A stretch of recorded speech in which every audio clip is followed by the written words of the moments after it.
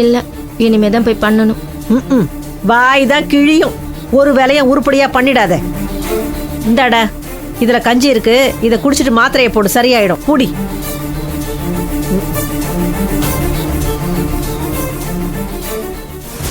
ஆமா, டாக்டர் அம்மா சொல்லிட்டு போறாங்க, அப்படியே கேளு. உங்க அம்மா பேசுற இந்த பசுப்பு பேச்சுக்கெல்லாம் ஒன்னும் குறைச்சல் இல்ல. அத கூட நீ தான் சாப்பிட்றதுக்கு எதுவும் பண்ணல, கொண்டு வந்த கஞ்சியாவது குடிப்போம். வயிறு கவுது. பிச்சை கேட்கிற மாதிரி கையை நீட்டிட்டு இருக்காத. பிடி.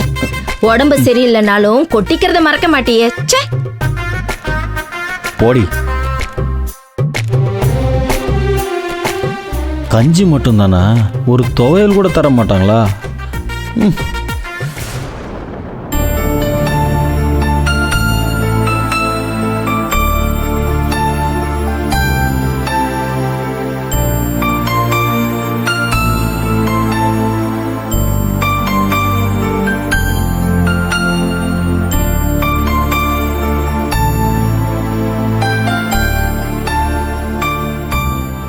அப்பா, இன்னைக்கு சரியான அலைச்சல் பத்மா.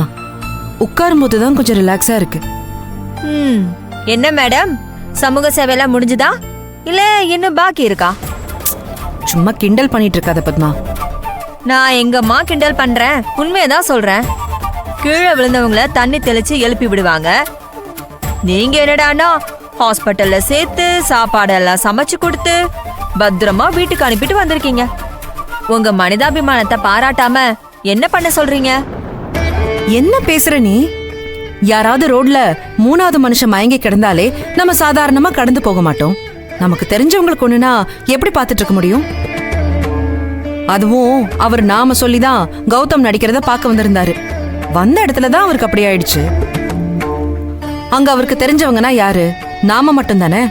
அப்புறம் எப்படி பத்மா விட்டுட்டு போக முடியும்? பாவம் பத்மா, அவர் ரொம்ப நல்லவரு. நீ பொதுவா ஆம்பளைங்க கிட்ட அண்டவே விட மாட்ட, உனக்குன்னு ஒரு வேலை போட்டு வாழ்வ. இப்ப என்ன பாவலாம் பாக்குற? நீ ரொம்ப மாறிட்ட. சரி, அப்போ அன்னைக்கு அவர் முறை கடை திறக்கிறப்போ உன்னை விளக்கேத்த கூப்பிட்டாருல, அப்பயே நீ போல? என்ன பேசுற பத்மா? உனக்கே தெரியாதா இந்த மாதிரி விஷயத்துக்குலாம் நான் போறது இல்லைன்னு? அப்படியே இருந்தாலும் அப்ப அவர் யாருன்னு கூட எனக்கு தெரியாது. தெரியாதவங்க கூப்பிட்டாங்கன்னு எப்படி போக முடியும்? எப்ப அவர் கதையை கேட்டனோ அப்பவே என்னையும் அறியாம அவர் மேல ஒரு சின்னதா இறக்கம் வந்துருச்சு. அது பாசமா, பரிவா, இல்ல நட்பான்னு எனக்கு தெரியல. ஆனா அவர் நிலைமைக்கு ஆறுதலா இருக்கணும்னு மட்டும் தோணுது. அவரோட கள்ளங்கபடம் இல்லாத பேச்சு நம்மள சிரிக்க வச்சாலும் தன்னையே யாருன்னு கூட தெரியாம வாழறதெல்லாம் ஒரு கொடுமை பத்மா. அப்படி ஒருத்தருக்கு ஆறுதலா இருக்கிறது ஒன்னும் தப்பு இல்லையே. நீ இறக்கப்படுறதெல்லாம் தப்புன்னு சொல்லல, அது ஓ குணம். அத மாத்த சொன்னாலும் மாத்த முடியாது. ஆனாலும் அவர் விஷயத்துல நீ ரொம்ப பார்த்து பார்த்து அக்கறை காட்டுறியோன்னு தோணுது. அண்ணன் பார்க்க பழக நல்ல மனுஷனாதான் தெரியறாரு. அதுக்குன்னு நாம இவ்ளோ சீக்கிரத்துல ஒருத்தரை நம்புறது சரியா படல. ஏன்னா இந்த காலத்துல யாரையுமே நம்ப முடியாது. என்னடா இவ இப்படி எல்லாம் பேசுறாளேன்னு நினைக்காத, ஏதோ சொல்லணும்னு தோணுச்சு, அதான்.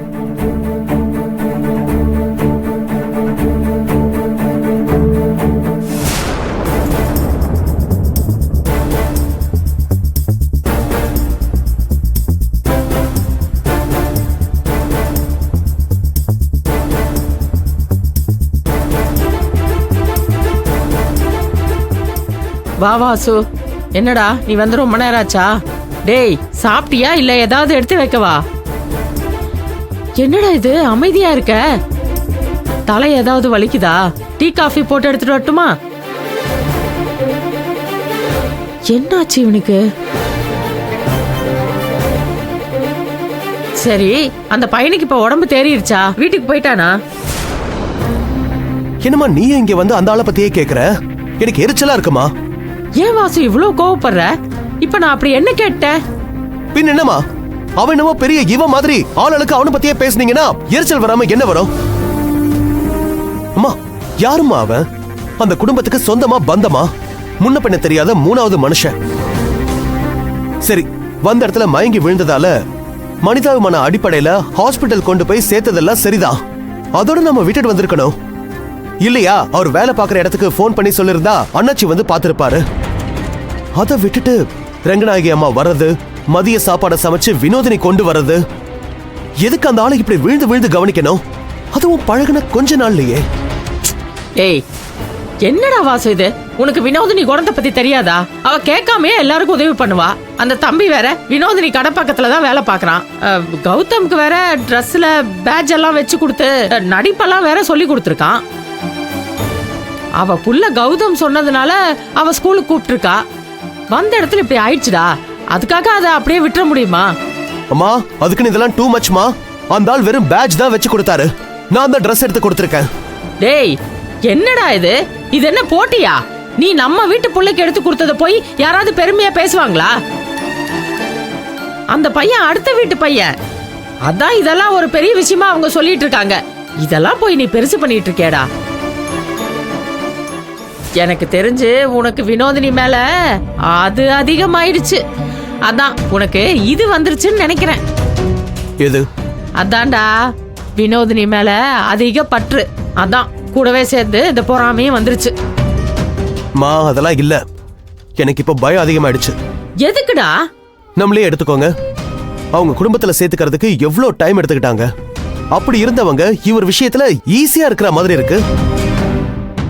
அவர் நான் வீட்டுக்கு வர அம்மாவை பார்க்கணும்னு சொல்றாரு. அவங்களும் கொஞ்சம் கூட யோசிக்காம சரின்னு சொல்றாங்க. எனக்கு என்னவோ அவ ரொம்ப நல்லவ மாதிரியே நடிக்கிற மாதிரி தோணுது. அப்படியெல்லாம் இருக்காது வாசு. இல்லம்மா, யாருன்னு தெரியாத ஒருத்தன் எதுக்கு இவ்ளோ சீக்கிரம் இந்த குடும்பத்தோட அட்டாச் ஆகணும்? அதுவும் அவங்களும் நம்புறாங்க. அதுலயே ஏதோ தப்பு இருக்கிற மாதிரி தோணல? அம்மா, இதையெல்லாம் நமக்கு என்னன்னு பாத்துக்கிட்டு இருக்க முடியாது. அதுவும் இப்போ நம்ம குடும்பம் தான். அவங்களுக்கு ஏதாவது பிரச்சனைனா அது நமக்கும் தான். எதுக்கும் அந்த ஆள் விஷயத்துல கொஞ்சம் ஜாக்கிரதையா இருக்கணும். ஏன் வாசு, இது என்ன அவ்வளவு பெரிய விஷயமாடா? விடுடா வாசு. இல்லம்மா, இது அப்படிலாம் விட போறதில்ல. அவர் யாரு, எங்க இருந்து வந்திருக்காரு, என்ன நோக்கத்துல இந்த குடும்பத்தோட இவ்ளோ நெருங்கி பழகுறாரு, உண்மையிலேயே இவர் சொல்ற கதையெல்லாம் உண்மைதானா இல்ல வேற எந்த நோக்கத்துக்காக வந்திருக்காருன்னு தெரிஞ்சுக்கணும். டேய், இன்னும் 3 மாசத்துல கல்யாணத்தை வச்சுக்கிட்டு இப்ப இந்த ஆராய்ச்சி எல்லாம் அவசியமாடா?